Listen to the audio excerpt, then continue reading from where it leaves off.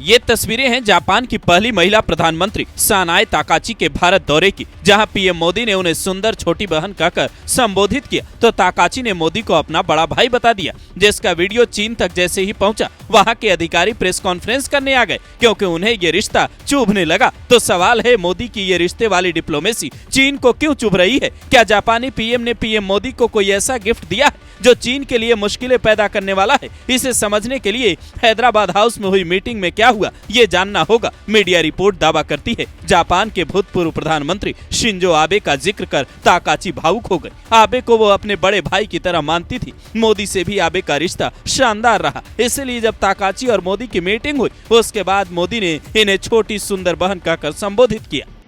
और मेरी छोटी बहन प्रधानमंत्री ताकाची जी,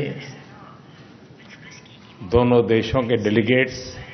आप शायद ये जानकर दंग रह जाएं कि मोदी की दोस्त मेलोनी भी ताकाची को अपनी बहन की तरह मानती हैं, उन्हें एक अच्छा दोस्त मानती हैं। ये तस्वीरें करीब 5 महीने पुरानी हैं, जब इटली के पीएम जॉर्जिया मेलोनी से ताकाची की मुलाकात हुई, जहां दोनों एक दूसरे से गले मिलते दिखते हैं। यानी इन दोनों का रिश्ता भी बेहद मजबूत है। इसीलिए चीन को अब भारत समेत कई देशों की एकजुटता चुभने लगी है। चीन के विदेश मंत्रालय के प्रवक्ता गुओ जियाकुन कहते हैं, एक्सक्लूसिव ग्रुपिंग बनाकर फूट और टकराव को बढ़ावा देने के बहाने के तौर पर नहीं किया जाना चाहिए। यहाँ चीनी प्रवक्ता के कहने का मतलब यह है कि भारत ने जापान के साथ रेयर अर्थ मिनरल्स को लेकर जो बातचीत की है वो चीन का एक अधिकार इस क्षेत्र में खत्म कर सकता है। इसी बात की चिंता चीन को अभी से सताने लगी है। पर बात सिर्फ यही खत्म नहीं होती, बल्कि ये तस्वीर देखिए, जापान की प्रधानमंत्री को PM Modi musical instrument santoor बजाना सिखा रहे हैं। वो बड़ी ही खुशी से इसका इक्विपमेंट उठाती हैं और उसे बजाने की कोशिश करती हैं। इस वीडियो को अब तक कई मिलियन लोग देख चुके हैं।